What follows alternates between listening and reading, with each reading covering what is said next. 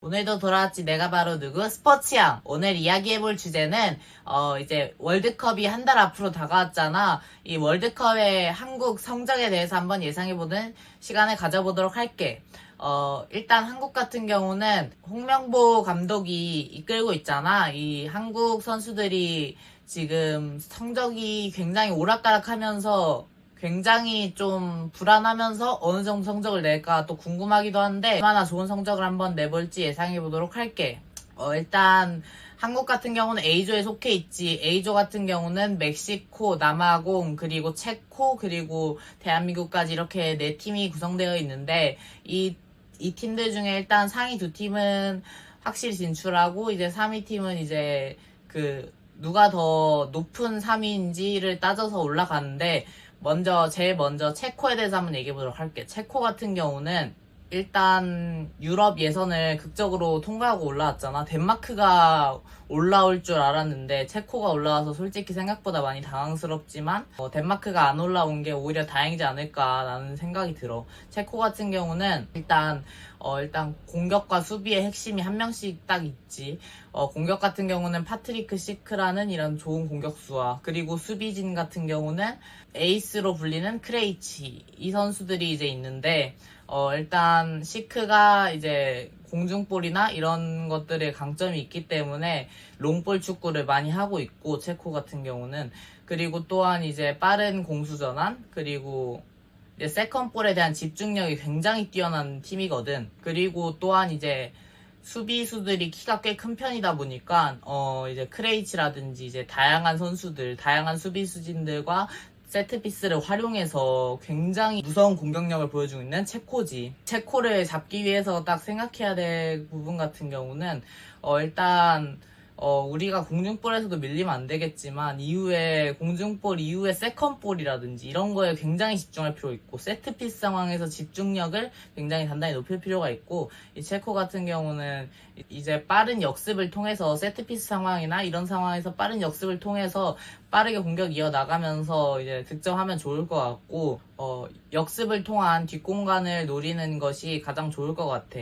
최대한 빌드업보다는 이 팀 같은 경우는 최대한 그냥 롱볼로 때려주면서 그냥 빌드업 하기 직전에 그냥 빠르게 때려가지고 세컨볼 따가지고 공격하는 그런 스타일이 좋을 것 같아. 그 다음 팀을 알아볼 팀은 남아공인데 남아공 같은 경우는 이제 일단 남아공 같은 경우는 유럽에서 뛴 선수는 거의 없다시피 보면 될 것 같고 하지만 이제 눈여겨볼 점이 남아공 선수들은 거의 다 1위 팀 지금 자국리그 1위 팀 선수들이 거의 다수가 포진하고 있거든. 그래가지고 굉장히 조직력이 좋고 같은 경우는 매우 투박하지. 그리고 이제 남아공 선수들이 이제 좀 민첩하고 살짝 그런 부분도 있고 이제 이 남아공의 골키퍼 선수가 굉장히 빌드업 능력이 탁월하다 하거든. 이 발밑이 굉장히 좋기 골키퍼를 통한 이런 빌드업 과정도 굉장히 좋은 남아공이라고 할 수 있고 남아공 같은 경우는 이제 약점 같은 경우는 이제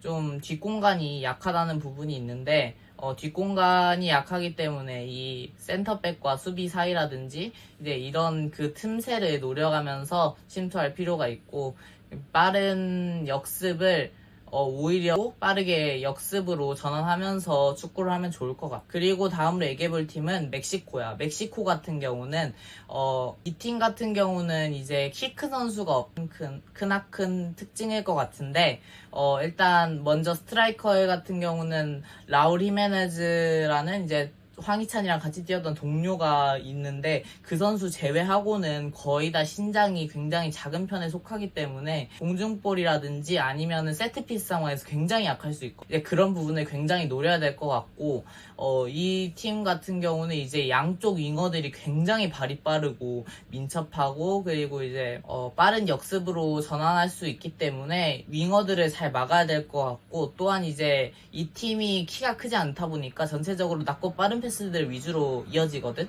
그러다 보니까 이제 낮고 빠른 그 패스를 잘 읽어내고 이제 또 잘 막아내는 그럴 필요가 있는 부분인 것 같아. 또한 이제 먼저 자리 위치 선정도 잘해가지고 잘 수비할 필요도 있을 것 같아. 그리고 멕시코의 축구 국가대표팀 감독 같은 경우는 아기레 감독이라고 좀 유명한 그 감독인데 이제 선수의 역할에 맞춘 이제 그런 전술은 굉장히 잘 짜지만 전술 역동성은 굉장히 떨어지거든. 그렇기 때문에 전술 변화라든지 이런 부분은 그렇게 강력하지 않을 수 있기 때문에 살짝 마치 한지 플립과 비슷하다고 볼 수 있지.